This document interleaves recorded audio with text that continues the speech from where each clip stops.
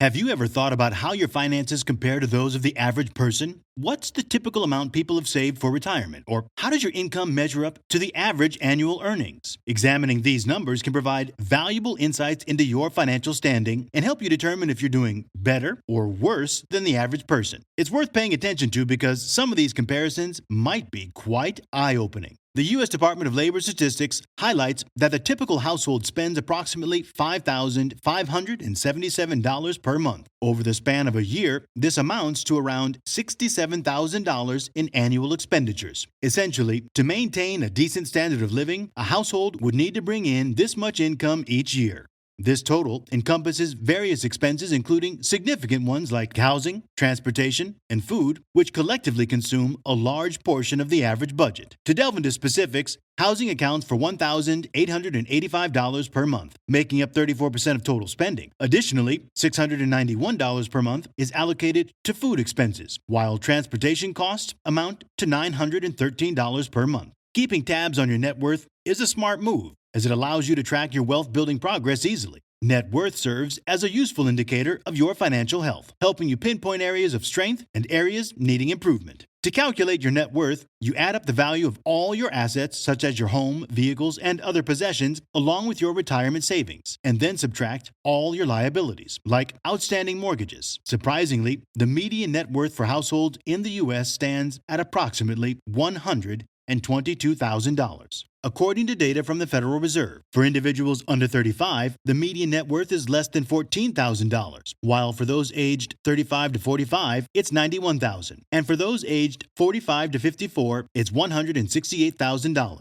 The figure further increases with age, reaching $212,000 for ages 55 to 64 and $266,000 for ages 65 to 74. These net worth benchmarks are achievable with a reasonable income and some financial discipline. According to Wallet Hub, the average household carries $9,260 in credit card debt, which is considered one of the most detrimental types of debt to have. One major issue with credit card debt is the exorbitant interest rates attached to it. If you're facing interest rates 15%, 20%, or even 25% on your credit card debt, it significantly surpasses the potential returns you could earn through stock market investments. This essentially nullifies any progress you might be making towards retirement savings. Additionally, credit cards often promote unnecessary spending, leading to much of this debt being incurred due to overspending on items that aren't essential. Purchases like clothing, electronics, small appliances, and impulsive online buys likely account for a large portion of this debt, with many of these items depreciating rapidly in value over time. The straightforward solution to this issue is to ensure you pay off your credit card balances in full every month. It's crucial to only make purchases within your means and consider using a debit card if necessary to avoid accumulating unnecessary debt. When you work for your paycheck, have you ever wondered how your earnings compare to the average workers? According to data from the U.S. Department of Labor Statistics, the median income for a full-time worker is around $1,041 per week, or roughly $52,000 per year, based on a standard 40-hour work week. This translates to approximately $26 per hour before taxes. It's important to note that this income figure pertains specifically to individuals and does not include household income, which encompasses the total income of all household members, including spouses and dependents. Recent data from the Federal Reserve reveals that the median retirement savings among all adults is $65,000. Although this figure accounts for individuals with retirement accounts only. Shockingly, about one-fourth of Americans do not possess a retirement account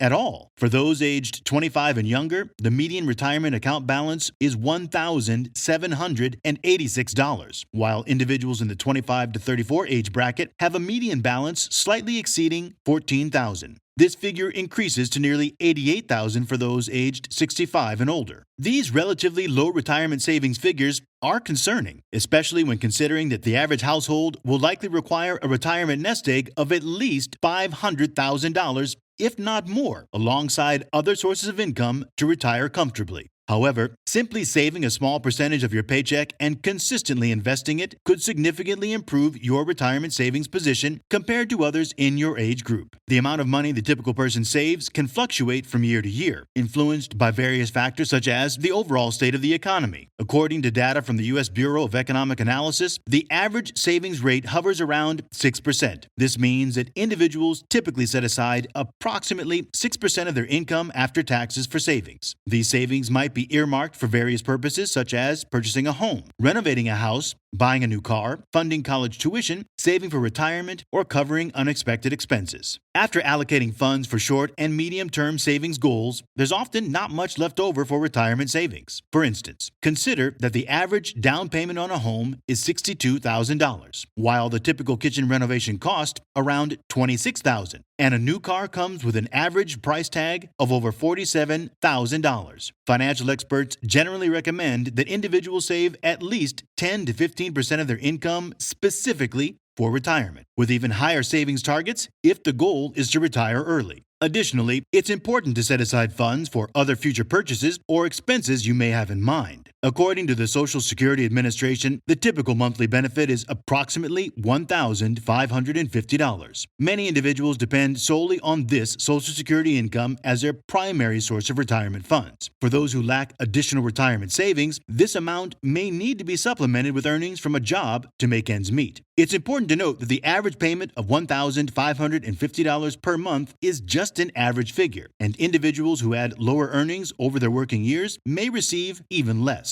Some individuals may not factor in Social Security income when planning for retirement, viewing it more as an added bonus rather than a reliable income source. Additionally, the actual benefit amount can vary based on the age at which you choose to start receiving it. Fortunately, most people can obtain an estimate of their future benefit based on their earnings history through the Social Security Administration's website. Many individuals aspire to retire early to escape the daily grind of work. However, Ramsey Solutions reveals that the average retirement age is 61, despite the fact that most people aren't eligible to receive their full Social Security benefits until age 67. To provide context, individuals who reach the age of 65 can anticipate living for an additional 19 to 21 and a half years, as per data from the Social Security Administration. Retiring in your early 60s typically means you've been part of the workforce for about 4 decades. For those who start investing early, this extended period offers ample opportunity to benefit from compound interest. Nevertheless, retiring at age 61 raises questions about whether there will be enough time to engage in enjoyable activities. While individuals at this age often enjoy good health and mobility, it's essential to consider how many years of vitality remain to pursue hobbies and interest. Credit scores range widely from as low as 300 to as high as 850, with the average FICO score standing surprisingly high at 715, as reported by Experian. While some individuals may downplay the significance of a good credit score, having a respectable number can offer significant benefits for most people. If you anticipate using any form of debt in the future, it's crucial to monitor your score closely. Your credit score influences the mortgage rate you'll qualify for when purchasing a home or rental property, as well as the terms you'll receive for a car loan and other types of potentially low-interest debt. Fortunately, maintaining a good credit score is relatively straightforward, primarily involving paying your bills on time. According to Experian, your payment history is the primary factor affecting your credit score, followed by your credit utilization ratio, credit history length, types of credit accounts, and the amount of new credit you recently applied for. It can be challenging to accurately assess your financial situation, often leaving you feeling like you're falling short of where you ought to be and making minimal progress. However, exploring these financial statistics of the typical individual may offer some unexpected revelations and shed light on your financial health. You may discover that in several aspects, you're actually faring better than the average person, providing you with the encouragement needed to keep striving for improvement. If you enjoyed this, be sure to like and subscribe. And also, check out how I research stocks with the Seeking Alpha link down below. Cheers!